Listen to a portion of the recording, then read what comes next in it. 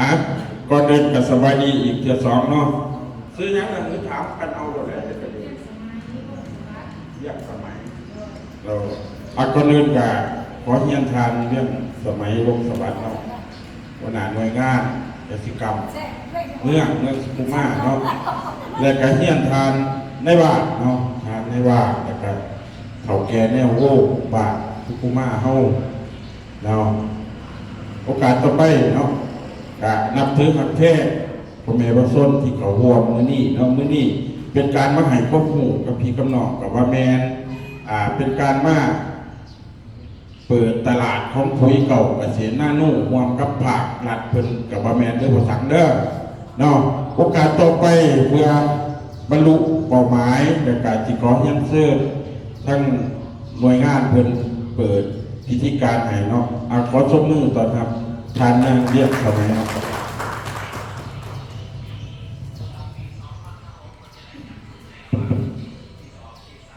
เดี๋ยวเนาะสบายดีเนาะก่อนอื่นขอเฮียนทานบุญจันทร์พรหมรินทร์เนาะเลขาคณะพักหักทานบัญญัยบัญสุขุมานายบัญสุขุมาที่เคารพเฮียนทานบุญทงพาพรผู้อำนวยการบริษัทโพสโกดาวค้าออกค้าข่าวจำกัดผู้เดียวพร้อมคณะทีมงานของบริษัทที่หักแพงขอแสดงความนับถือหักแพงมายังอำนาจการปกครองบ้านตลอดพอได้แม่ประชาชนสองกลุ่มไต่ของสองกลุ่มข้างนอกคือกลุ่มเนื้อและกลุ่มไต่ของบ้านสุขุมาที่นับถือหักแพงข้าพเจ้าก็เป็นลูกหลานเนาะคนสุขุมาแบบมีซื้อว่าเรียกสมัยวงศ์สวัสดิ์เนาะในน้ำตั้งทางภาครัฐก็คือตั้งทางของการเกษตรกรรมและสิ่งแวดล้อมเมื่อนี้ได้มีความยินดีเนาะและก็ดีใจเนาะที่ได้นำพาทีมงานบริษัทมาสุกยูเผยแพร่ให้ข้อมูลเกี่ยวกับเทคนิคการปลูกและการให้อาหารที่เหมาะสมซึ่งเป็นนวัตกรรมใหม่เนาะของการผลิตต่อเวียงงานเกษตรกรรมโดยเฉพาะการลดต้นทุนการผลิต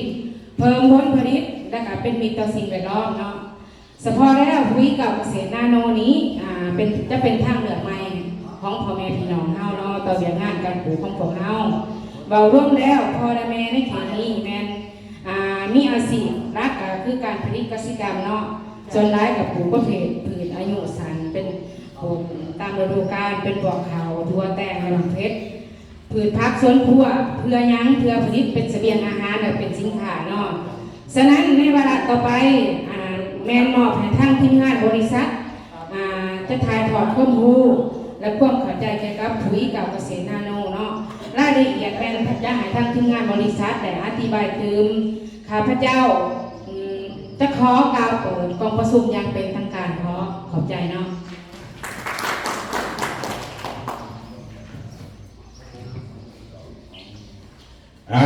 สมมือเป็นเกียรติให้ทางการเรียกสมัยอีกจำนวนเนาะที่เพิ่นเปิดงานเนาะโอกาสต่อไปเพื่อให้เวลาเฮาเนาะอยู่ในที่การกำหนดไว้เนาะฉะนั้นเฮาจะขอเชิญให้ทางบริษัทเฮาให้ควบหมู่กับพี่กำนองเด้อเนาะโอกาสต่อไปขอเสียงตบมือดังๆต้อนรับประธานวงไทยพิซซ่าเพชรเมืองลาว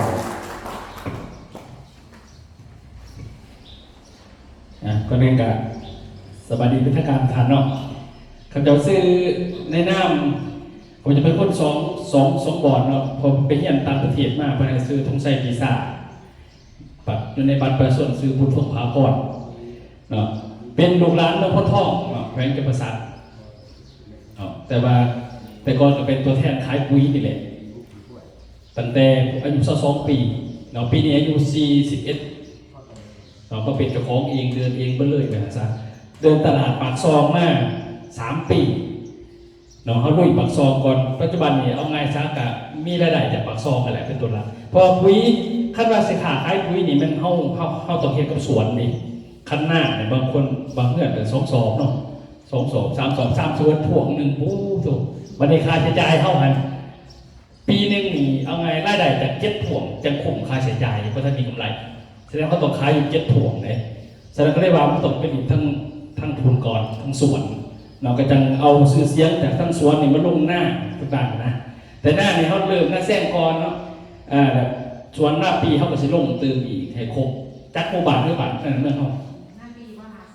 56เนาะเฮายังสิเจอกันเดินจนปีนะแต่ว่าคือนี่แม่นมาหูจักกันก่อนเนาะก็ที่ว่าให้หูแนวทางหรือเราของปุ๋ยเก่ากับเซโรโนว่าเป็นจังไดประมาณนี้เนาะให้ท่านเบิ่งตามหน้าจอไปเนาะเขาจะกะอันนี้แนะนำตามนี้ไปเลยภาคของบริษัทเนาะบริษัทชื่อว่าบริษัทพลัสโกล่าพลัสโกล่าเข้าออกเขาจำกัดเพียงผู้เดียวซื้อของบริษัทเป็นบริษัทขายส่งขายย่อยเลยขายตรงความหมายก็คือซื้อมันมีราคาขายส่งเนาะสำหรับคนที่อยากเป็นตัวแทนเขาก็ส่งราคาให้เป็นพิเศษให้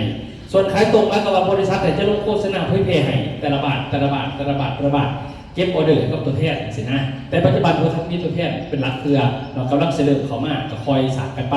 ประมาณนี้ปุ้ยห้องบริษัทมีขายในห้างเด้อเป็นยังคือบ่มีขายในห้างบางคนถามเพราะว่าปุ้ยน่ะเวลาเฮาสิไปขายปุ้ยคนส่วนใหญ่เขาจะไปซื้ออยู่ห้างนะคือกาที่เขาคือผู้จัดวันนี้คณะไปลงห้างโดยเขาก็ไปซื้อของเก่านะเขาต้องเคยใส่เคยหุงเคยเห็นก่อนนะเขาต้องได้บอกซ้ำก็เลยว่ากลายเป็นเขาลงแต่ละบาทก่อนนี้ก่อนเนาะเกิดจากการสื่อขายไปแล้วเขาสารสื่อเสียงไปร้านจะเอาตัวแทนลงห่างสินะเพราะว่าคนไปซื้อในห้างเขาจะเป็นเลือกกาที่เขาหุงจัดเขาจะเคยเอามาทำยี่นี่เอามาปักซี่เนาะห่างนี่ใหญ่ๆเขากับทางมาคือบนลงห่างเอาลงห่างแบบจริงหรือบริขายพอเวลาเขาไปสื่อเขาจะไปถามกาอะไรเขาจัดเองเขาจะไปถามกาเอานะก็เรียกว่าถามไปเนาะนะแสดงว่าบริษัทเท่าทันสำนักงานบริษัทเอ็นบูทีรัก2ตลาดเฟรนช์มอลล์เนี่ยรัก2ห่างนะครับตัวมีห้องนั่งกันนะเข้าอยู่หันแหละนอนตึก3ชั้นอยู่ที่สำนักงานนั้นเลยและมี3คุยอยู่ที่บ้านโชคหน่วยนอนรัก3นครปักซี่นี่คือทะเบียนเนาะเจ้าของบริษัทกันทำตัวเองเนาะเป็นเจ้าของเองทั้งหมดเลยมีทะเบียนมีทุกอย่างเนาะก่อนสิยื่นเอกสารมาก่อนเซ็นลงโฆษณาการร้ายขั้นตอนเหมือนกันเนาะนี่คือเรื่องราวของบริษัทเฮาเนาะจ่ายภาษีอากรตามกฎหมายตามกฎหมายการเงินต่างๆกับกฎหมายทุกประการนะครับส่วนโฆษณาก็มีใบทะเบียนฝุ่นมีเอกสารติดเจ้าของทุกอย่างเนาะโครงการจะตั้งบริษัทเท่ากับสมบูรณ์แบบบริษัทเขาจะพื้นที่เขาจะเป็นอาจารย์สอนห้องเฮียนเนาะเขาจะเป็นเฮียนจบคู่มากเฮียนจบอาจารย์แต่เฮียนจบเปิดการเขาจะเฮียนจบภาษาอังกฤษเนาะหลังจากนั้นก็ไปเฮียนไปเลยเราจะมีชุดตัวอีกขันหนึ่งก็คือแต่งงานหนึ่งเคยแต่งงานหนึ่งขันนะครับมีอยากกับป๋าเราฟังเนาะมีอยากป๋าย้อนมาไปน้ำพุกาเขาจะสอนเป็นวิชาการให้กับพวกเฮียนเขา14แขวงเด็กมีอยากกับป๋าไปลูกกับไปอยู่น้ำเมียปัจจุบันลูกไปอยู่น้ำห้องมันเลยนะตะกี้เขาจะเป็นนี่เนี่ยเขาจะเป็นจอยดำสิเลยเขาจะนะเป็นลูกหลานพ่อลำเรือเนาะเมืองพนทองนี่บ้านดอนไลบ้านดอนไลอย่าบอกว่าใหญ่แล้วว่าบ้านผลิตไก่กันนะวะเนาะต่อหอยโดนยังไปบ้านเขาเองงูคู่กันหลายแล้วหลายเราเป็นลูกหลานพ่อลำเรือลูกหลานทั้งผู้ใหญ่จักรชินพรหมลินสินะท่านนั้นแดนดอกบัวสมัยนั้นเมื่อกี้เขาเป็นทำมาลับมาได้เท่านี้มาเมื่อบ้านรถบอกรถไว้เมื่อกี้สมัยรถจักรจีนบ้างใหม่เวลาจักรพี่แลนไปบอกซี่แลนไปมาจะกินหยาดนอกแต่ก่อนนะไฟฝ่าก็บ่มีไปก่อนไปนะก็เรียกว่าเอาไปอยากอยู่ในวงการนี่มากเนาะแต่กี้เป็นนิสิตดวงสว่างก็เรียกว่ามาอยู่สมุนไพรเนี่ยกินยาสมุนไพรแต่ก่อนน่ะแพงก็กินแล้วไปเฮียนต่อในประเทศไทยแล้วประเทศจีนก็จะไป2ประเทศเฮียนนะเนาะตอนไปเฮียนใหม่ๆดำๆไปจอยสิล่ะไปเฮียนเขาก็หัวขวดนั่นรถจักรคันเดียวจนพี่จนมุนอันนี้ตอนไปเที่ยวทะเลทวิตในชีวิตภูมิใจแห่งนี่ว่าก็เลยว่าเขาจะก็เลยคิดว่าคันเรียนบริษัทเองเนี่ยจะเอาตัวแทนไปเที่ยวง่ายๆเสียดายคือเจ้าของยากเนี่ยขายปุ๋ยเป็น10 โลนึงจะได้ไปที่ก่อนนะมันได้ขึ้นว่าเขาจะได้ตัวแทนจะพาไปง่ายสิจะเขาจะเริ่มมาเห็นเองเดินเองนอนตะกี้ไปเฮียนตัวนี้นี่ไปอยู่นี่บนเป็นประเทศเท่านั้นนี่อยู่กาญจนบุรีคนนั้นไปบรรยายคนไทยดูถูกเขาว่าอุ้ยมันสิรอดกว่าคนลาวดูสิเขาบอกว่าไหนบาดเขานะเครียดเลยเขาก็เลยไปเห็นเองดีจะจอยเฮียนโอขนาดเป็นคู่นะเขาจะเฮียนเขาจะเป็นคนบักเฮียนเนาะอยู่กับสมุนไพรไปเรื่อยๆบัดนี้สมุนไพรเนาะไปยังจะมีกาแฟยังมาหาเขาซีบต่างๆนะเพราะว่าบางคนจะบอกเข้าใจเรื่องสมุนไพรแต่ก่อนเขาจะก็จัดเลยเอามาอ่านได้ขางกองหรือมาบรรยายให้เขาฟังนะห่วยอ่านดูสิไปบอกโน้ตให้กระบอกได้นะบัดนี้ไปเฮียนอยู่จีนจะเป็นเข้าใจจ้ะ เนาะสมุนไพรอยู่จีนเนี่ยนะบ้านเขาเมืองสมุนไพรเบิดเลยบนพุ่งบนผาคนไหนเขาไม่ได้กับเปลี่ยนแปลงเป็นห้องเป็นเนาะเปลี่ยนแปลงเป็นอันนี้มันเป็นปี2 ปีเด้อหมายก็ว่า10 กว่าปีผ่านมาอยู่กับสมุนไพรแต่ไปเฮียนจีนมาเลยดิไปเฮียนอยู่ต่างอะไรตัวนี้ไปเฮียนอยู่นะตัวนี้อยู่บ้านแจ็คหมานะบ้านแจ็คหมานะบอลรถตัวนี้นี่ไปเฮียนบ้านเขานี่ซ่าเป็นแบบผู้ผาป่าใหม่เขานี่มีแต่ซ่ามาเลยแล้วก็ตัวนี้เพื่อนว่าหยานอนมันมีเยอะกว่าฟีเด้อหยานอนยามดาวเป็นนอนยามผ่อนเป็นยาถ้าเขาใส่ยังให้กินได้แต่เขาหักเข้าเพราะมันแพงกว่าทองคำบ้านเขาน่ะมันจะหาที่เนี่ยเป็นตัวกระดึ๊บสิเนี่ยคือนอนนี่แหละยามหนาวมันจะเป็นนอนมันแม่งกับเบื่อตัวนี้ใครลุกไปมันเป็นนอนอยู่แล้วก็นี่มันนะน้ำแข็งมันปกคลุมเบิดแต่บัดนี้ห่อนมันจะขืนมากแล้วเขาก็ไปหลอกเก็บเอาทายาตายก็ได้จะเป็นยาอะไรเขาจำก็เป็นตัวนอนอีกเรียกว่าเขาไปเก็บสินะไปเก็บแบบนี้มากเนี่ยเขากับมีปลาส้นมีพอขามาหับสื่อขึ้นเทียนพอนะแต่ว่ากิโลหนึ่งเพศนะบดซดเรียบร้อยนะเขามาขายกันนี่ขายเขาพวกงานประเทศไทยมี3 เกรดมันมีราคา800,000 บาทต่อ1 กิโลแล้วก็ราคา2 ล้านบาทต่อ1 กิโลแล้วก็ราคา3 ล้านบาทต่อ1 กิโลผู้ใดราคามันเขาจะเป็นกองแบบนี้บนท่านในบดตัวนี้ใน$300 สหรัฐเขาเป็นเพศเขามาให้เห็นบอกว่าเมื่อเขาได้เป็นด็อกเตอร์ใหญ่ๆเนี่ยเวลาเขาจะมายามกันเขาจะมีเตสีมาตอดกันเลยมีโซ่คุดโซ่เป็นสิเนี่ยเขาจะบ่มีได้ว่าเอายาลวงมาตอดกันบ่มีเลยเนาะบ่มีเลยให้เข้าใจอย่างสีสันเขาจะมีแต่สมุนไพรมาตอดแพงจากประเทศจีนเนี่ยอันดับ 1บดซดสิเนี่ยที่เขาจะบอกจีนแพงเขาจะเรื่องวงการเนี่ยอาจจะมาเข้าใจหนึ่งตอนไปเยี่ยมอยู่เนี่ยเซี่ยงไฮ้บ้านเขาหันเขาเอาตัวพงทางเสาเนี่ยใส่กับหนังคนไปน้ำกันเนี่ยเขาเอาตีนเนี่ยไปจุ่ม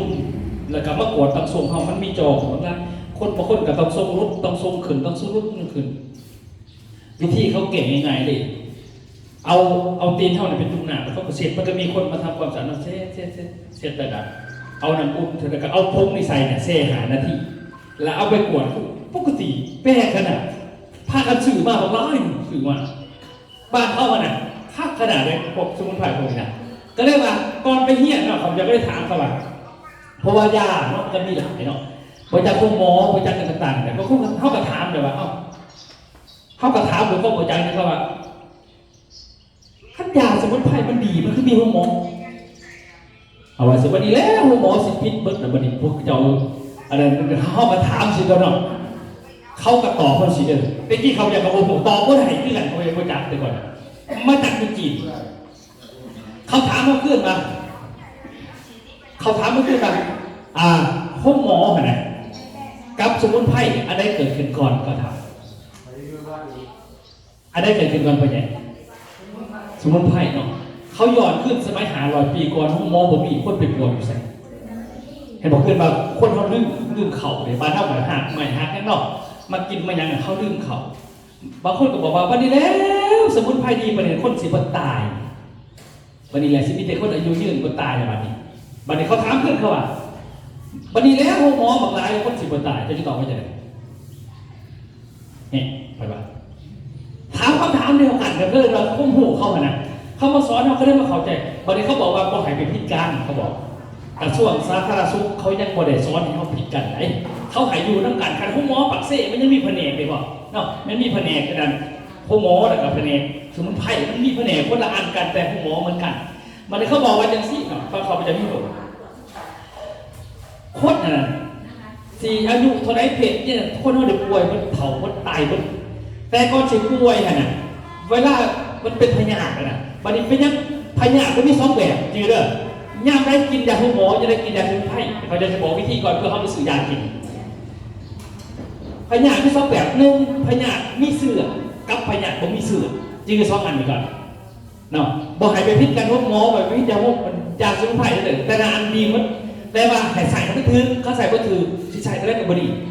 มันมี2 แบบ1พยาธิที่มีเสื้อกับพยาธิบ่มีเสื้อพยาธิที่มีเสื้อมันอย่างก็คือมันมาลงน้ำอากาศเท่านี้เนาะจากการอยู่กันกินเท่านี้นะมันมีอย่างมีพวกไวรัสมีพวกสารพิษพวกสารก่อมะเร็งเสื้อโรคต่างๆปรสิตขี้กระตือพวกนี้นะ ยุ่งกัดปุ๊บเป็นโรคไข้ยุ่งพวกนี้เกิดไวรัสพวกนี้เกิดว่าพยาธิมีเสือขั้นพยาธิมีเสือกวดไปสินะให้ไปปัวอยู่ห้องหมอจะไปกินอีกได้สมุนไพรกวดแพทย์มันขึ้นไหนตัวอย่างพอเป็นไข้ยุ่งพอไปกินสมุนไพรขึ้นเลยเขาบอกให้กินให้ไปห้องหมอก่อนให้หมอคุ้มเสือก่อนไปอยู่เพื่อนจะกินวิธีมันน่ะให้บอกบางคนบอกเข้าใจว่ามันจะเป็นปัววันนี้แน่ว่าเมียขั้นมีเสือให้กินยาห้องหมออย่างเดียวไปห้องหมอให้หมอคุ้มก่อนเจ็บท้องกระทันหันไม่สิไปห้องหมอก่อนสินะพวกกระทันหันพวกเจ็บท้องกระทันหันพวกมีเสือใครห้องหมอกวดแล้วก็ซักยาตัดเสือนี่คืออาการนะสนั่นสมุนไพรจะปวดอะไรฉะนั้นปุ๊บปั๊บปวดอะไรต้องให้หมอเวลาการเนาะนี่คือข้อนึงมันจะบอกคือพยาธิเวลามันมีเสือเขาสูบกระแสเลือดเนี่ยนี่โตพยาธิด้วยตัวนี้มันต้องใส่ยาให้หมอหรืออุบัติเหตุไปห้องหมอทุกอย่างไปห้องหมอก่อนนะเปิดเอ็กซเรย์พวกนี้สมุนไพรปวดอะไรอยู่เดียวมันต้องใส่ห้องหมอในการเกตในการไว้แต่เข้าผัดอย่างที่บอกเวลาไปห้องหมอเนาะเพื่อนเห็นยังเข้าไปไหนดอกนอกจากให้กินยากับสักอย่างไม่บอกก็ผ่าตัดเนาะไม่ทันขนาดไหนเลยเพื่อนเห็นยังเข้าไปได้แสดงเรียกว่าการก่อนที่ผ่าตัดก็ต้องไปปวดต้องไปเสียเงินต้องต่างๆไปกินยาลงไปเขากับประจักษ์สัญญาเขาจะเห็นเขาจะกินเขาเสือสุดขาวเนาะแสดงซักยาลงไปปั๊บสิมันเป็นเขาใช้มันเขากระเซ็นเลยพอเขากระเซ็นเลยลงไปแล้วเขาใส่เรื่อยๆเหมือนปุ๋ยกันปุ๋ยเคมีกันกับดินหากายถ้าจะเปลี่ยนชื่อมันดินยาเคมีเปลี่ยนชื่อเหมือนปุ๋ยเคมีสินะเวลามันเขาไปเพิ่มมันจะแผ่ตับกินแผ่มันไขหลังเกิดโรคใหม่หลังจากหลายสิบปีไป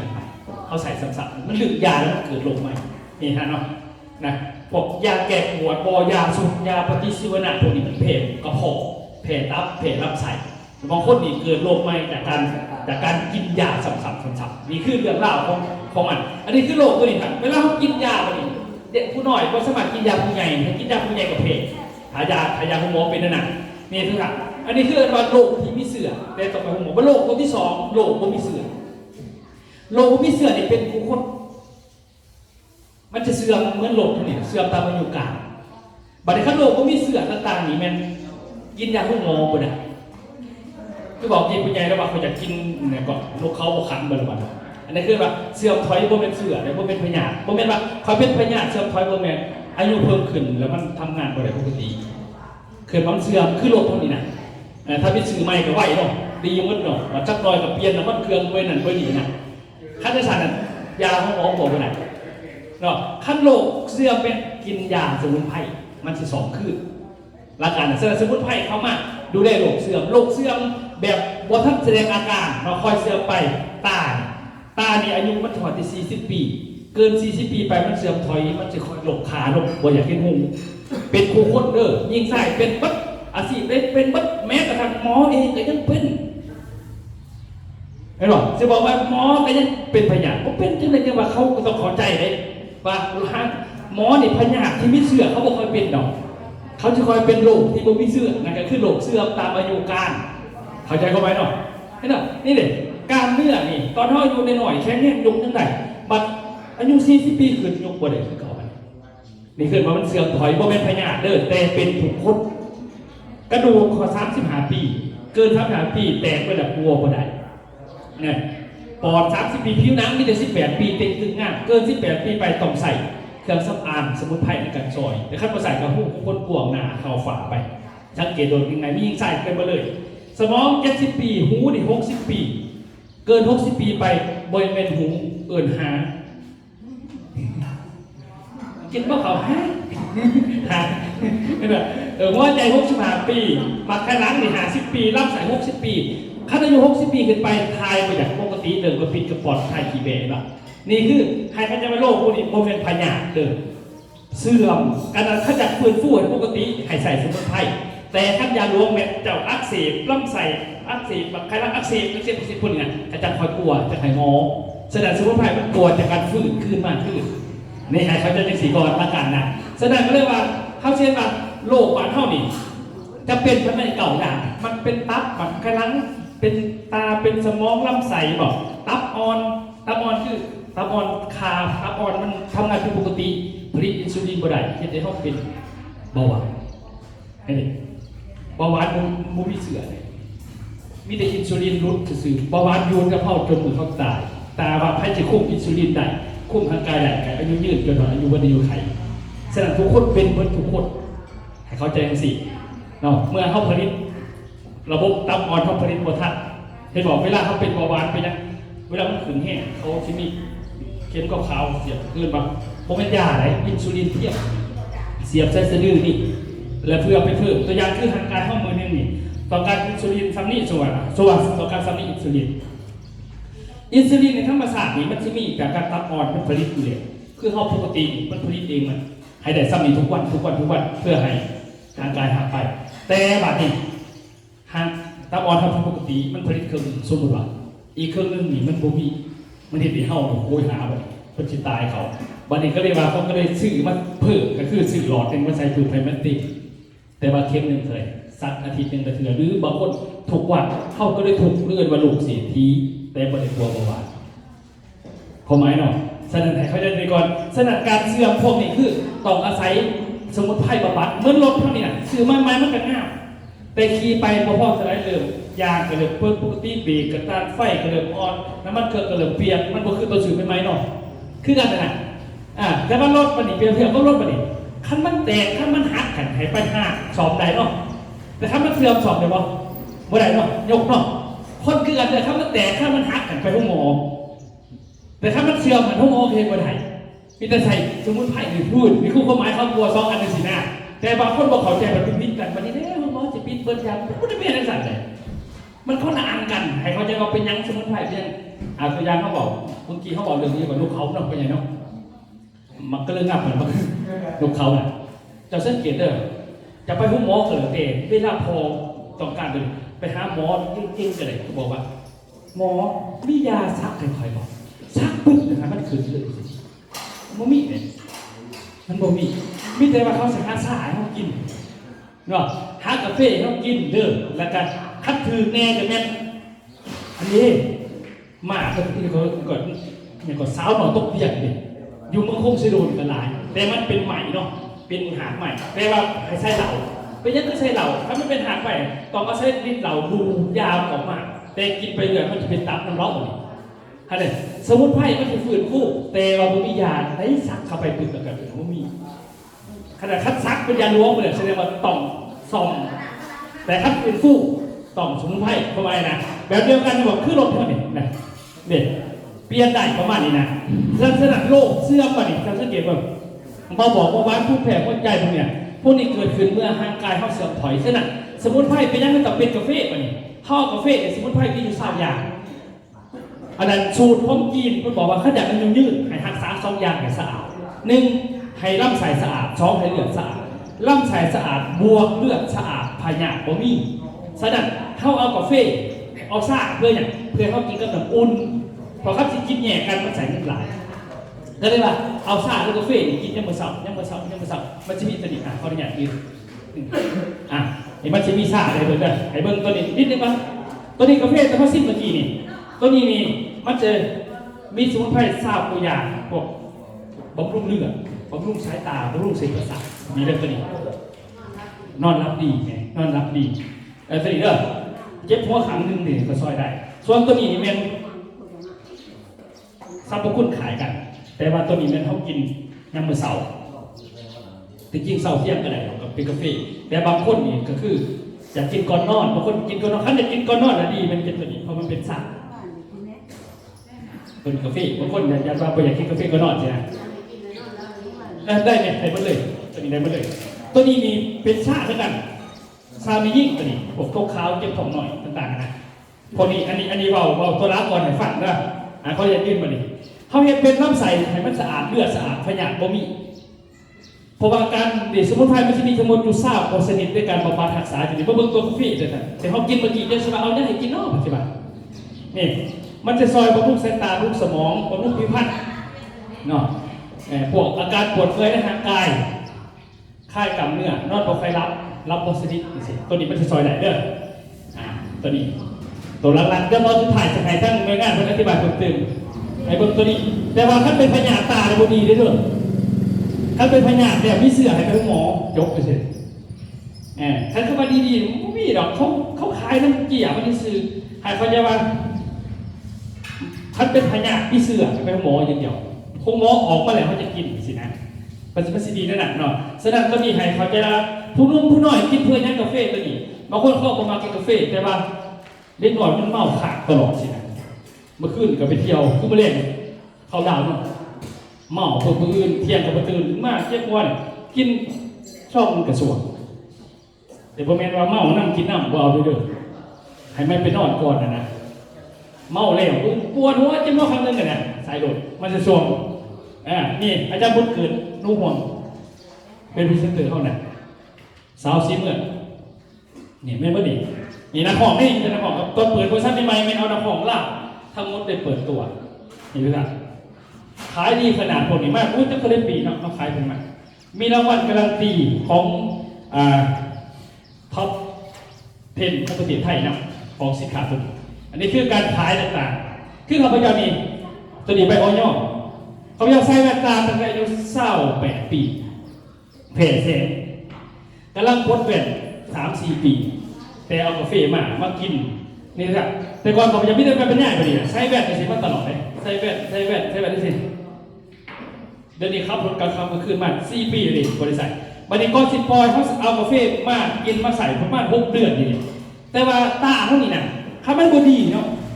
เวลาตามันบดีมันจะหาแวดขั้นต้องโมซุปใส่แวดมันกระแทกบนเห็นอย่างบัดนี้เวลามันเริ่มดีเนี่ยแวดเวลาเขาใส่มันสิเคลื่อนเขาต้องถอดป้าไว้บัดจะออกไปนอกเป็นใส่บัดนั่งในย่นนี่เป็นโมซุปนั่งในย่นสินะเขาก็ถอดป้าไว้มันลงย่นแต่ใส่บัดนั่งในย่นนี่บัดนี้ถอดป้าไว้ยุ่งๆนี่นะลื่นลงมาจากย่นแล้วลื่นจะคืนไปเอาขึ้นบนดันเลยก็ได้ถิ่มเลยเพราะว่าเขาจะไม่ได้ใช้แว่นนั้น4-5 เซนกี่ปีแว่น 4,500 บาทตัดออกเลยโปรได้ใช้แว่น4 ปีรับจากนั้นก็เป็น10 วันเลยครับจะดีเลยพอได้ใส่เลยอยากจะดูแต่ว่ากินกาแฟบนเหลืองยากกินแท่นเขาก็ได้เขาเป็นคนมากินกาแฟนะฉะนั้นคนเผาคนแก่เราเจ็บหัวขางเดียวมึนหัวนอนบอกให้รับตัวชนิดระบบประสาทเสื่อมถอยต่างๆระบบเสื่อมในสามารถที่จะดูแลได้ไม่มียาบางคนว่าปานนี้แล้วคันกาแฟดีปานนี้เลยสมมติมียาบางคนสิบาทนะเสียบอกฟังเนาะกาแฟมันบริดีไหนมันดีน้ำยามันซื้อยาสมุนไพร20 ชนิดกาแฟเข้ากินมันซื้อท่านกินกาแฟในการดีพญาดิเมื่อปักซองนี่คนบ่เฒ่าแล้วบ่ตายไม่บอกว่าอะไรวะเพราะว่านั่นเพราะว่าเขากินกาแฟแต่โดยเป็นไงแต่ความหมายคือเข้าบ่ได้ขายกาแฟเอาไปกินมันซื้อเนาะแต่ว่าเอายาสมุนไพรนะฮะเพื่อเป็นยามากเพื่อนั้นเพื่อให้คนธรรมดาเวลาพ่อแม่กินดีหรือพ่อแม่จะขายก็ได้แต่ขั้นว่าเป็นยาโหลดเมื่อไหร่ได้เท่าไหร่ไปเคี่ยวขายเข้าใจกันไหมเนาะธุรกิจมันต้องทำวิธีมาที่จะทำจีบบอกต่อได้เพราะเขาทำตัวเทศดิตัวอย่างเอาแม่แล้วมันเป็นตัวเทศเรื่องจะขายกาแฟพันบาทมันเป็นกาแฟผมว่าเป็นยาแม่เราแบบที่ไปบอกต่อมันกับกฎหมายมันกับบุคคลที่พอวันเราผมเป็นหมอประเทศที่ได้สิ่งใดเราขายได้ก็เรียกว่ากาแฟมันก็เลยง่ายกว่านี้แต่ว่ายาอยู่ในเขาจะทำไมเนาะโบแมนกินกาแฟแล้วดีเลยกินกาแฟแต่ตาใสโบแมนเด้อกาแฟดำมันไม่ตาใสเจ็บหัวใจผอมเนาะอะไรประมาณนั้นให้เบิ่งข้อหมายมันก่อนเนาะอันนี้เป็นข้อมูลเลยของสมุนไพรก่อนนิดนึงค่ะให้บอกเมื่อยง่ายที่แม่เราบอกเรากินเองถึงต่อเลยเราบอกเนี่ยซึ่งเสากระวนกระว่ายใช่ไหมพวกนี้นะพวกระบบเสื่อมของทางกายมันสิซอยได้ตัวนี้เนาะซอยได้มีหลายตัวเดียวเจ็บตัวกระบี่กระเพาะกระบี่เด้อตัวนี้มันยากระเพาะกระบี่นี่กระเพาะนี่พวกกระเพาะอื่นกระเพาะยังมีหมดเลยเดี๋ยวเพื่อนสิเราไปฟังเขาจะเกินไปฟังว่าสมุนไพรมันเปลี่ยนไปได้ซื่อทีนี้เขาจะบอกเรื่องเล่าของปุ๋ยมันให้ฟังปุ๋ยด้วยกันเนาะปุ๋ยเท่านี้มันที่มีปุ๋ยหนาปุ๋ยเม็ดเลยมันมีสองประเภทปุ๋ยมีปุ๋ยหนามีปุ๋ยเม็ดแล้วมันนี่เขาที่มีปุ๋ยเม็ดเนี่ยเขาไปทดลองซ้ำทดลองในพวกนั้นให้เบิ่งทีนี้ก่อนแบบหนึ่งนะให้เบิ่งปุ๋ย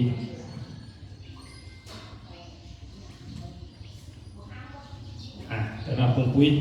ข้าพเจ้าเนาะหลังจากที่แบบในเรื่องนะไปเยี่ยมทุกประเทศไทยยกมาจากธุรกิจการขายเราไปเยี่ยมปุ๋ยอยู่4 โรงงานปุ๋ยนี่มันมีโรงงานปุ๋ยเคมีปุ๋ยอินทรีย์ปุ๋ยชีวภาพเนาะแต่ของเราเนี่ยเป็นปุ๋ยแบบว่าเป็นปุ๋ยอินทรีย์ชีวภาพใช่ป่ะมันเป็นเดียวกันเลยอินทรีย์ชีวภาพเนาะแต่มีเคมีอยู่ที่5%เข้าไว้นะ เพราะว่าข้างนอกออกเป็นเหล็กเคมีหลายบ่ได้ปุ๋ยมันจะกลายเป็นปุ๋ยเคมีทันทีเนาะฉะนั้นเมื่อเบิ่งแบบโรงงานแต่ละโรงงานเขาจะผลิตปุ๋ยโรงงานในโรงงานเขาผลิตปุ๋ยอยู่แสนกว่ากาประเทศไทยมีแสนกว่ากานั่งอยู่โรงงานอันเดียวเนี่ยบางคนบอกปุ๋ยมันคือหลายแท้คอยเมื่อยนะปุ๋ยมันมาหลายโพดคำถามคือจะไปเห็นอยู่ไสเห็นอยู่ห้างเลยอยู่โรงงานเขาเห็นหลายแต่โรงงานเดียวเขาผลิตกาเดียวไหนเลี้ยวแต่เขาอยากผลิตแต่คือพออยากผลิตก็ได้พอไปจดทะเบียนมาจดทะเบียนมาพอมีการเป็นคนของพออยากผลิตโรงงานเดียวก็ได้ประมาณนะมองเป็นอย่างอื่นว่า OEM ไม่หรอกเขาผลิตมาแบบนี้ปุ๋ยมืดที่เขาเฮี้ยนเลยปุ๋ยมากเลยหรอเต็มที่เต็มแดนเขาผลิตบอลหนึ่งเขาส่งเป็นพวกเขาไปอยู่โรงงานใหม่4 โรงงานหลังจากมาเปิดบริษัทเองก็ได้ว่าเขาเซ็นจะได้ต้องให้มันสะดวกบานเท่าให้ปลาช่อนเท่านี้สื่อง่ายใส่ง่ายแต่การโดยที่ให้ถือสูตรพอปกติแล้วบานเท่าเนี่ยใส่ปุ๋ยบนถือสูตรแล้วก็บนถือปริมาณบานเท่าเนี่ยซื้อปุ๋ยตามได้ตามควบคิดกับของเองตามควบเสือมากตามมุมบอกแต่บริสุทธิ์ตามควบจริงเดี๋ยววันนี้มาเบิ่งควบจริงเป็นยังไงแต่เนื้อเบิ่งนี่คือเขาจัดการแต่ละเถื่อเต็มเสียงแต่คนตัวแทนห้องหลายนี่ปุ๋ยถ้าเบิ่งปุ๋ยเด้อมาเบิ่งผู้หูเรื่องของปุ๋ยถ้าเนาะปุ๋ยนี่ที่จะเก่าเกษตรโลกคนนี้เก่าเกษตรโลกในซื้อมันเนี่ยเลขเก่าพระราชทานเลขเก่าหมายว่าประเทศไทยพวกงานเป็นข้อให้ขั้นเก่าตัวนี้มันเก่าได้รวมว่าเป็นเก่าบ้านเท่าได้แต่ขั้นบ้านเท่าเขาเขียนบ้านเก่าอะไรเขาเขียนเก่าอีกเท่าไหร่เก่าหนาเก่าใกล้บ้านเท่าอันนี้เป็นเก่าพระราชทานของเพื่อนต่อไม้เพื่อนน้ำเขาดูดาทรงเมฆเขาดีแหละทุกอย่างเลยเจ้าหน้าที่ตรวจสอบทุกอย่างน้ำเขามากที่ว่าคนขายที่ว่าหลายเมื่อนี้กับเบิดปีละปีสิมากันเริ่มใหม่ปุ๋ยของเราดีสามารถเอาผสมกับปุ๋ยอื่นได้ตัวอย่างคือปุ๋ยเม็ดอีกเขาอยากผสมกับปุ๋ยเคมีก็ได้เราเป็นอย่างคือเราก็เป็นอาหารพืชที่แบบว่าให้พืชได้กินเนาะที่โมเมนต์ว่าระบุเป๊ะไม่ได้ว่าเขาต้องการให้อาหารมาเท่าไรปริมาณไม่ใช่มีสูตรให้ซ้อนให้ต่างๆให้พอและปุ๋ยของเรานี่เน้นประหยัดที่ไหนประหยัดจากปุ๋ยอื่นเพราะว่าปุ๋ยอื่นเนี่ยถ้าเขาใส่ตามสูตรเนี่ยเขาใส่เมื่อไหร่เพราะว่าจากปุ๋ยเคมีถ้าเบิ่งนะถ้าเบิ่งปุ๋ยเคมีนี่มันจะมีสูตรต่างๆนี่แต่ปุ๋ยของเขานี้มันจะมีแบบนี้เลยบางคนมาสูตรเขาเป็นยังเบิ่งตัวนี้นี่มันมีในฐานกระสอบแบบนี้นี่ครับเห็นไหมนี่มันจะมีในบนตัวนี้เป็นว่าสูตรฐานอาหารมันจะมีฮิวมิกมันจะมีอะมิโนมันจะมีสลายทะเลมันจะมีตัวนี้เดี๋ยวจะมาฟังว่าแปลว่าอย่างไรตัวนี้แล้วเมื่อปุ๋ยหนักเป็นอาหารทั้งใบพืชมันมี3 ปากเวลามันกินอาหารมันกินอยู่3 ปากปากที่1มันกินอยู่หากฝอยหากยังไงนี่กินบ่ได้เด้อหากฝอยมันผลฉะนั้นเวลาเขาใส่ปุ๋ยนี่เม็ดนี่เขาเบิ่งตดมันเบิ่งเน่ามันตอน12 โมงขั้นเน่าก็หอดใส่พุดหอมนั่นมันกินได้ดีกว่าโมเมนต์ไปใส่ตดมันได้บ่ได้มันกินบ่ได้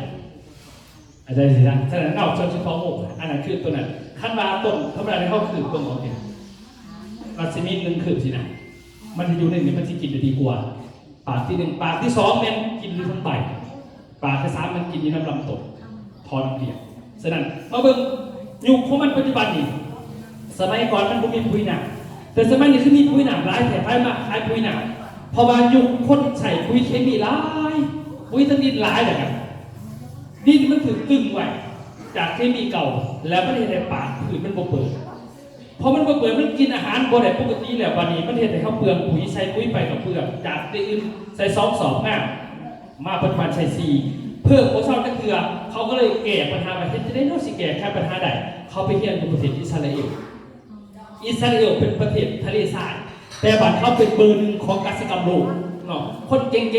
ไปเรียนอยู่อิสราเอลมาเบอร์เลยบัดนี้ก็เรียกว่าเขาวิจัยให้เป็นหน้าบ่ต้องมีหน้าฝนก็ได้ใส่เข้าไปเห็นเป็นภาษาถึงมาเขาก็เลยแก้ปัญหาที่จะพืชเศรษฐกิจไว้ที่เห็นเป็นหนามาละกันนะฉะนั้นปุ๋ยหนักเวลาเขาใส่ทุกพืชมันได้หมดเลยมันจะไว้3-4 มื้อเห็นผล3-4 มื้อเห็นผลว่าพืชทุกพืชสามารถใส่ได้สิเป็นผักบัวบอสิเป็นทั้งแล้วแต่คันเป็นทั้งใบนี่3-4 มื้อชัดเจนเลยนี่ครับ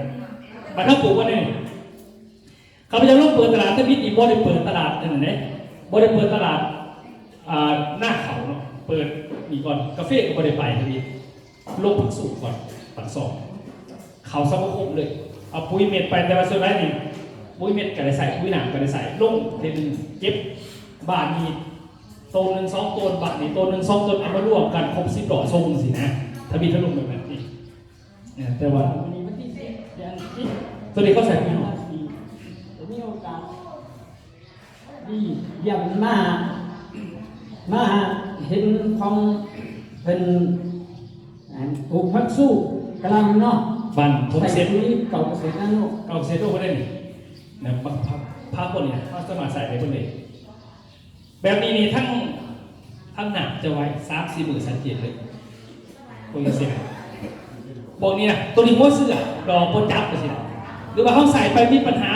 มาก็คืนดอกโปจับปัญหาใดก็ตามเขาพืชเนี่ยจะใครมันเกลี่ยได้เขาตัวนี้ไปใส่ตัวนี้เป็นหัวเสื้อที่แยกออกมาเป็นแต่ละสูตรเดี๋ยวมันจะมีสูตรสีเขียวสูตรเล็งเขียวเล็งต้นแล้วก็สูตรตัวสีแดงเล็งหมากเล็งดอกและตัวสีส้มมันไล่ปกเพี้ยแก้ปัญหาของพืชแต่ถ้าตัวเดียวนี่ตัวนี้สามารถได้ทั้งเล็งเขียวได้ทั้งเล็งดอกได้ทั้งทุกอย่างในตัวหลักมันอีพออีเมมันนะเอาหัวเสื้อตัวนี้ไปเห็นปุ๋ยเม็ดน้ำเม็ดมาจากตัวนี้ได้น้อยนึงแต่ว่าใส่หลายอันเดียวนี่ใส่เลย7 เฮกตาร์อันเดียวนี้เขาให้ใส่แต่5 cc ตัวหนังเศร้าดินนะใส่ดูดเอาเนื้อเดียวถึงสามารถใส่เลยเนี่ยตัวจะให้ดอกกับมากับต่างๆให้มาง่าสามารถใส่เลยคนไหวพอประหยัดพอเนาะนี่สามารถใส่ได้หมักหุ้งหมักแตงหมักเกลือหมักพริกที่ไม่มีปัญหาเดี๋ยวพริกเลยสามารถกูได้เขาเอาเขาโครงการดิประเทศไทยเอาเขาโครงการเอาพอดีเอาเขาโครงการไปเลยคุยนะเนี่ย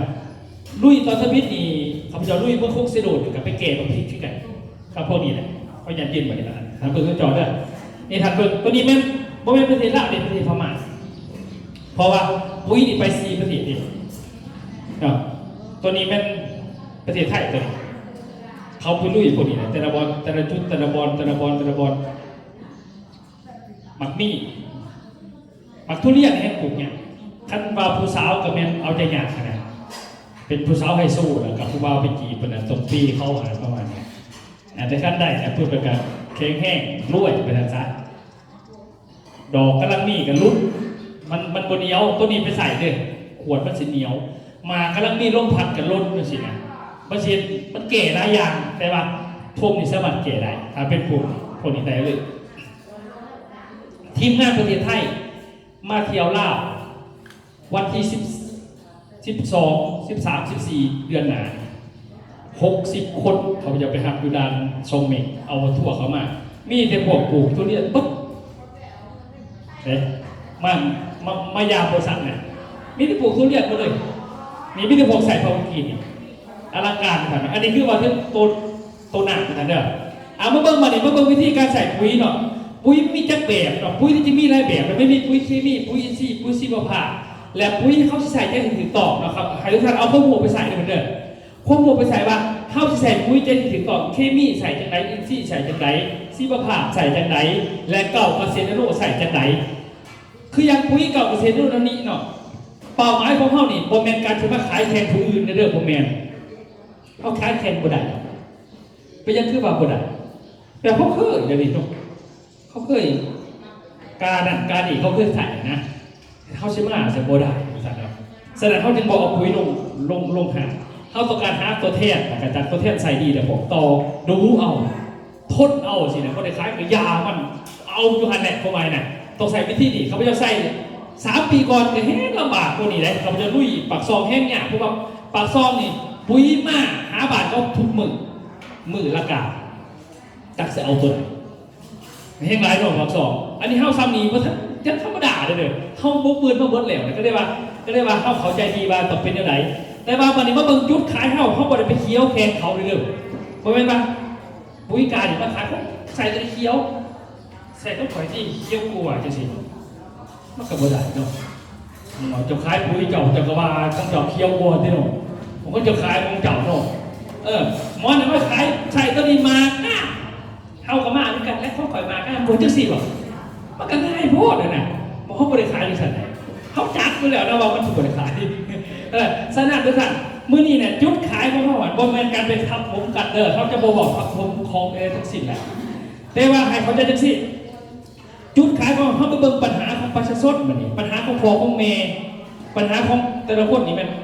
บ้านเฮาปัญหาขอได้บ่แม่นเขาบ่ใส่เป็นเขาใส่ปุ๋ย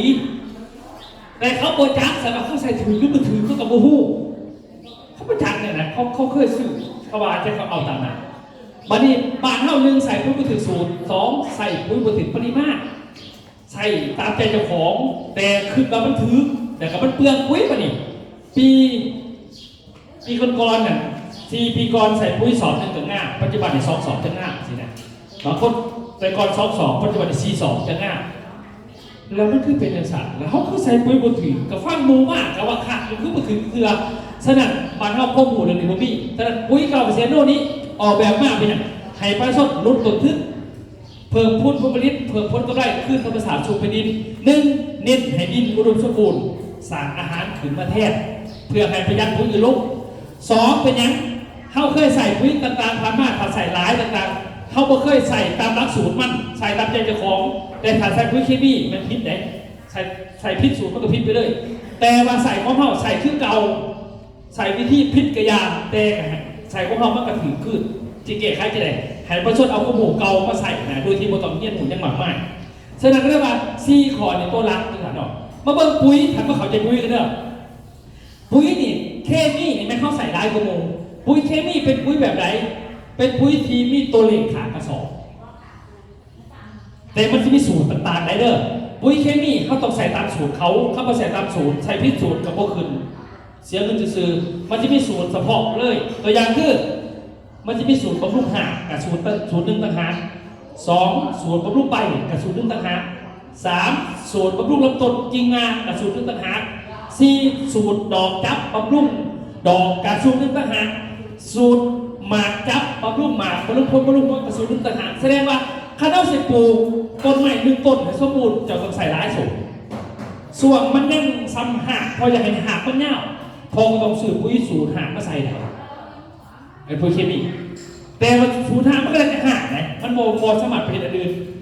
เวลามันใหญ่เสร็จมากเพื่อพออยากให้ใบมันเขียวอยากให้ใบมันหนาอยากให้กิ่งก้านมันแตกพอก็ต้องซื้อสูตรมันต่างหากได้มาใส่ต้นเดียวเล็กแต่มันกินอีกสูตรที่2สูตรที่3มาเนี่ยเนาะเวลาเจ้าอยากให้มันใหญ่สัตว์ขึ้นไปเลี้ยวเตะจะดอกเขาย่ำดอกก็ต้องซื้อดอกมันจะบอลสมัครรวมกันได้สถานการณ์เปลืองมันกระสูงแต่บางเท่าใส่ปุ๋ยแบบมือถือสูตรเนี่ยบางคนเอามาร่วมกันมาเดียววานจบไปเลยนอนเข้ามาขี่ผ่านไปแล้วทีเดียวแต่พืชมันบริหารพ้นในสัตว์ไหนเขาก็เปลือกก่อนดินมันก็เสียเห็นหรอฉะนั้นต้นนี้ทุกท่านใครก็จะว่าคัดเคมีมันมีเหมือนคำจะบอกเรื่องยาก่อนเป็นอย่างที่บอกยาโฮโมสมุนไพรไว้ก่อนนะก่อนสมมติบอกเรื่องปุ๋ยเขาจะยังไงทุกท่านเขาจะว่าเหมือนยาโฮโมเลยยาเคมีเด็กหน่อยอายุสัก1 ปีก็ยาสัก1 ปีได้เวลาเป็นไข้ลงแต่ให้กินยาผู้ใหญ่ชอบน้ำหนกมันกินบ่ได้บัดนี้ช่วงว่ายาเล็กหน่อยหวานๆนั่นแซ่บัดผู้ใหญ่ไข้ไปกินยาเล็กหน่อยบ่ถึงมันบอกถ้าได้ยาเคมีมันจะเป็นจังซั่นปุ๋ยเคมีคือการเด้อเขาออกแบบมาให้มันเหมาะสมแต่ว่าเจ้าต้องมีสูตรแต่ละขอฉะนั้นใช้เทื่อเดียวบ่ได้ละกันนะตามอายุของมันมันใช้เทื่อนึงเดียวเลยเคมีใส่บ่ได้ต้องใส่ทุกช่วงที่เจ้าอยากจะตามสูตรของมันแบบนี้เอามาบางสูตรปุ๋ยเคมีเป็นยังไงแต่ตรงนี้มันจะมีตัวเลขสูตรแบบนี้ที่เขาเห็นเป็นประจำมันจะมีสูตร16 นี่สูตร46 สูตร16 สูตร18 สูตร15 สูตร12 17หรือสูตรอื่นๆเหลวแต่เฉพาะผู้เนี่ยฉะนั้นแต่ละสองมันจะคนละสูตรกันฉะนั้นเขาใส่ปนกันบ่ได้ตามส่วนของมันคือแบบปุ๋ยเคมีเพราะว่ามันนี่เรียกว่าปุ๋ยเคมีนี่สูตรมันบ่ต้องสนใจกาเลยเพราะว่ากาเป็นบริษัทส่วนบริษัทนั่งอยู่นี่วัตถุคนพันนี่ส่วน20 คนเท่านี้นะเขาจะเป็นเจ้าของปุ๋ยเพิ่นพอก็จะเป็นพอจะเป็นได้แต่ว่าเขาต้องเอาเงินนี่ไปเฮ็ดอยู่โรงงานเนี่ยไปจดทะเบียนต่างๆแต่ว่ากาหาม3กันคือพอมาเห็นการกระจายเขาขาย46 ปุ๋ย2 ฝาเม็ดขาวใส่เข้าติ๊กพอยังเห็นคือกันได้บอกได้เอาสูตรเดียวเลยแต่หามกาหามเข้มมากากระต่ายพอขั้นกาไปปึ๊บกากระต่ายมันจะฝ่อเขาทันทีใช่ไหมพอเขาฝ่อไปกาโบสมัครฝ่อสูตรได้คือแกงน้ำมันใช่ไหมแกงก็ไม่ซุปกุม่า เมืองพุทธองแกงเอาใหม่สุขุมาฟอกเอาใหม่ก็ได้ดิแต่ขั้นอาการเอาใหม่สุขุมาแกงเอาใหม่สุขุมากายังไงกาไม่ใช่สีสมมตินะบาทนี่อันนี้ก่อน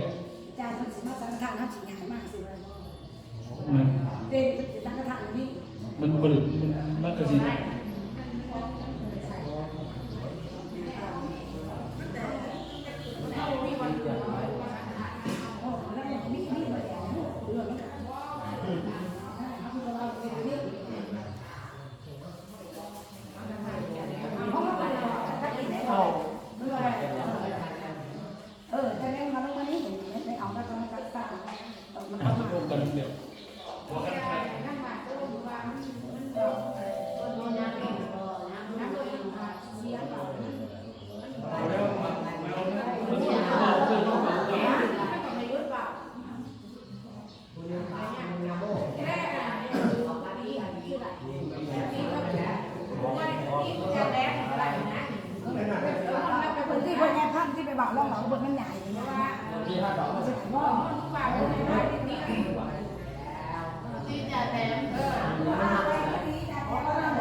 โอเค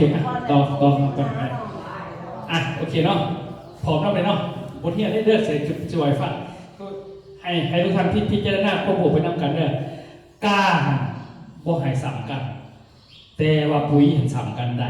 กฎหมายเขาบอกว่าคือเขาจะบอกเรื่องแกงหน่อไม้เนี่ยแกงหน่อไม้ไม่ใหญ่สีสุกุมาดังเราสูเสียงกว่าดังกว่าแกงเสก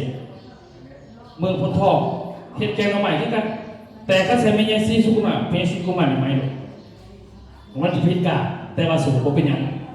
นะแต่เรื่องสนับปุ๋ยมันจะมีคือกันนะมันคือปุ๋ยหลายแต่ว่าหลายจะได้ปุ๋ยใหญ่พอนางอยู่ดีสามารถเห็ดปุ๋ยได้วัตถุคดลูกกับคนล่าลูกคนท้องไปยังลูกจะเห็ดปุ๋ยได้เอาลูกคนเป็นของงานเด็กแต่ว่าเขาไปจดทะเบียนเป็นของเขาสูตรได้ไหมสูตรแต่มันขายได้อย่างเดียวเขาเอามาไม่บอกเพราะเขาขายโค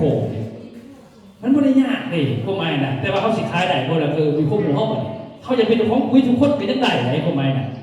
เป็นยังเขาต้องสื่อกาเขาเหมือนนะพวกแม่ในทันเด้อฉะนั้นเบิ้งปุ๋ยไม่ทันมากันหลายปุ๋ยมันเต็มที่หมดเลยแต่ว่าจุดขายมันจะบ่คือกันไปซื้อแต่ว่าปุ๋ยในตลาดเขาขายตามเงินเขาซื้อตามเงินเขาซื้อเนาะให้เขาจะสั่งฉะนั้นคือปุ๋ยเท่านี้เก่ากับเซนโดนี่ผัดเอาลวกสูตรเป็นยังคือลวกเพราะว่าปลาส้นบ้านเขานะเขาบอกเขาแก้การใส่ปุ๋ยเดี๋ยวเขาคือว่าใส่จะได้กับใส่แบบสั่งกับกระเล่เสียไปเฮียมาจนผมมีได้ขนาดพวกขายปุ๋ยในตลาดจะมีเพียงจนหนูผมมีได้หนูนี่เขามีเงินเดี๋ยวเขาจะซื้อเขาก็ซื้ออีกตัวเขาบริจาคกันเขาซื้อตัวไปเขาจักพอบ้านจับกันมาเอาไปจะก็ต้องให้พอขายปุ๋ยไหมอ่ะพอจะขายปุ๋ยอ่ะเฮ้กระทางกระบาดเขาซื้อตัวในพระสีดาวเนาะกระมาเขาเด็กท้าเอาข้อกระคายโบกเขาบอกอะไรคนเขาบริจาคให้ดิแต่บริษัทเห็นบริษัทเท่านั้นแต่ความหมายเราก็ต้องไปเฮี้ยนหูมาคือลูกต้องเฮี้ยนหูมาว่าเขาจะขายพวกเขานี่เขาจะขายจะได้พวกเป็นเขาบริจาคบางคนว่าโอ้จะบอกปุ๋ยเป็นจะขึ้นมาขายปุ๋ยที่เขาซื้อเลยก็ได้ไปยังขึ้นมาบริษัทเขาบอกขอหนึ่งค่าตัวถูกแพงจานหนูก็ได้ขอหนึ่งแหละขอสองขั้นขอไปซ้อนปุ๋ยเคมีอีนี้การกระต่อกระต่ายเนี่ยเขาซ้อนที่ใส่ตามนั้นปลาส้มกับบะซุอีกพอเขาเคยใส่เนี่ยเขาใส่เลยใส่เพราะว่าแต่เขาใส่ที่เบิร์ดถึงทานก็เลยหันทิศว่าเฮ้ยจะได้ไปส้มที่ใส่แล้วให้มันได้พืชมันได้กินเต็มแต่ว่าใส่แต่เขาเคยใส่ดีกว่าก็เลยว่าหยาไปยามันก็เลยปุ๊บปืนกับเก่ากับเศษโน่นี้เดี๋ยวเขามันนะนี่ให้บอกเลยที่ไปที่มาฉะนั้นปุ๋ยของเรานี้ยังเป็นปุ๋ยที่ว่าเขาหย่อแค่เดียวหย่อแค่ได้กระสอบเดียวก็คือความหมายก็คือบำรุงหักบำรุงต้นบำรุงใบบำรุงเขียวบำรุงดอกบำรุงหมากบำรุงว่าในกระสอบเดียวหมายความว่าอย่างหมายความว่าจะสีเด้อหมายว่าพ่อปลูกต้นอีหยังนะแล้วพ่อจะให้มันเป็นอีหยังจะส่วนไหนปุ๋ยในกระสอบเดียวสมัครไปใส่ได้เลยเข้าใจว่าเขาไหมพอเป็นวานคือหนึ่งปีหนึ่งเหลวเลยก็เป็นไหนเข้าใจว่าบอกบอต้องเอาสูตรหลายอันปกติจะใช้ปุ๋ยอื่นกันอันนี้นี่จะซื้อตัวไหมเนาะใบจะซื้อตัวไหมเนาะอันนี้จะซื้อตัวไหมสร้างมันทีใหญ่จะซื้อจะขึ้นขั้นตามสูตรนั่นนะมันในปุ๋ยเขาในโบเขาเอาอาหารบนตัวมันรวมกันแต่ว่าตอนช่วงกันเขาจะเอาปุ๋ยเขาหนีไปใช้ที่นี่ช่วงดอกใช้ยังไงเราบอกแต่ว่าอยู่ในกระสอบ อบเดียวกันนะเขาบ่ต้องไปเปลี่ยนเข้ามาเนี่ยบางคนพวกเข้าใจป่ะบ้านเมืองเป็นนางเซยมันบริเวณสัตว์มันก็หิวตัวผู้คนเนาะกินข้าวแซ่บด้วยมื้อแรกนี่ข้าวดาวนี่ก็ว่ากินอิ่มเนาะเขาเลี้ยงเขาเพราะว่ากินทีเดียวแล้วพี่นาบ่ได้กินข้าวเพิ่นปีก็บ่ได้เนาะมันต้องกินนะบอกเอาบ่มีอันนี้เหมือนกับโทรศัพท์เป็นไงโทรศัพท์นี่สมัยก่อนๆนี่เป็นหนังสือโทรศัพท์คณะสิใส่จังสิกระเทศไปก่อนเนาะเบิ่งบัดโลกมันเปลี่ยนไปเขาปรับเป็นจังได๋นี่ตะกี้โทรศัพท์โอ้วีชั่วโมงมาตายเลยแต่ก่อนเห็นบ่แล้วมันก็หย่อลูกได้เด้อหย่อลูกได้หย่อมาท่านพ่ออีกเขาก็เอาเทป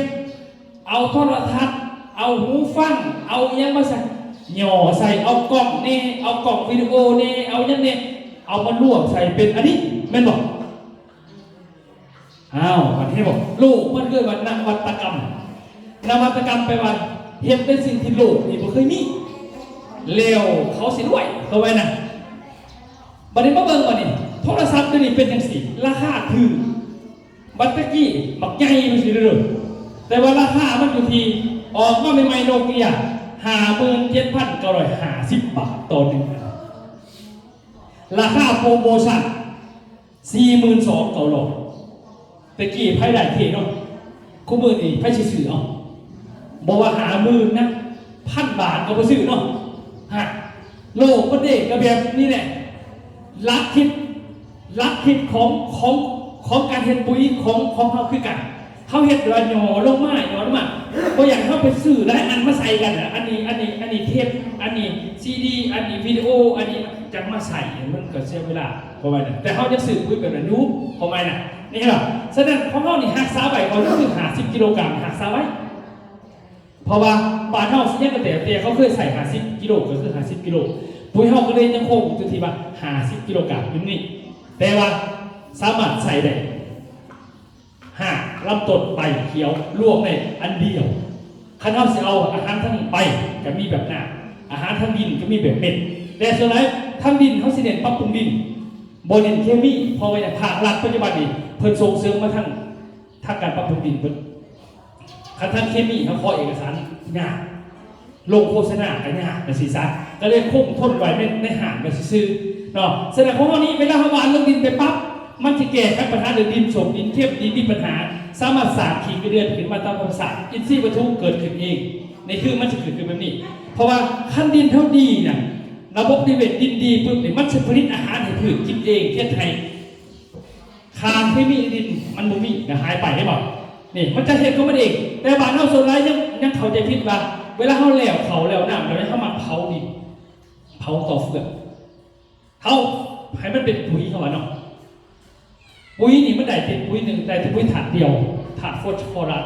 เพราะว่าถาดฟอสฟอรัสได้เดียวชุดที่เรียกว่าอะไรอินทรีย์วัตถุตายฉะนั้นประเทศไทยเนี่ยเขาจะประยุทธ์เผาอ้อยเผาปลาอ้อยเผาแต่พวกนี้เพื่ออย่างถูกดินมันตายอย่างนั้นซะนี่คนเข้าใจผิดตัวนี้หลายฉะนั้นเขาจะมีปุ๋ยตัวนี้ประเทศบอลได้เผาตลอดเด้อเสื้ออินทรีย์วัตถุดินมันตายตัวนี้ไปใส่อันนี้ใส่น้ำในพัดลิตรไปสีพ่นปกติกันตัวนี้มันจะสั่งอินทรีย์วัตถุกลับคืนเฮ็ดให้ดินสมบูรณ์ตัวนี้แก่ดินเป็นเดียวเลยมันจะมีของมันแต่ว่าฉะนั้นให้เข้าใจตัวนี้ก่อนคนบอกเขาใจเรื่องปุ๋ยเนาะให้เข้าใจว่าพืชนี่มันกินอาหารอยู่ในปุ๋ยมันบ่ได้กินปุ๋ยเลยเข้าใจสิซะเนาะแสดงก็ได้ว่าเขาต้องมาเข้าใจเรื่องพืชก่อนเนาะคือปุ๋ยบางคนว่าปุ๋ยมันคือหลายแท้เต็มที่ตัวเนี่ยปุ๋ยในประเทศไทยมีอยู่100,000 กว่ากาบ่เป็นสูตรได้กาเป็นค่อยๆผิดกันตามกันชนกันแสดงวันไหวปุ๋ยหนามกับบักหลาย100,000 กาคือกันเหมือนยาเลยนะเหมือนยายาหลายบ่หลายบ่ยาเคมีอีกหลายบ่เข้าไปหารขยะกันหลายยาแก้ปวดนี่ยังหลายยาแก้วัดยังหลายดอกปาราซิตามอลชาละก็ได้นี่ก็ได้คือกันเลยมันเป็นแบบเดียวกันแล้วแต่กาเขาออกไปใช่ป่ะเขาก็ยังหลายกาแต่ไม่ใช่เขาสื่อบนเหลือเพราะเขาจัดว่าไม่ยังในกระสอบมันประเด็นก็ยังหลายกา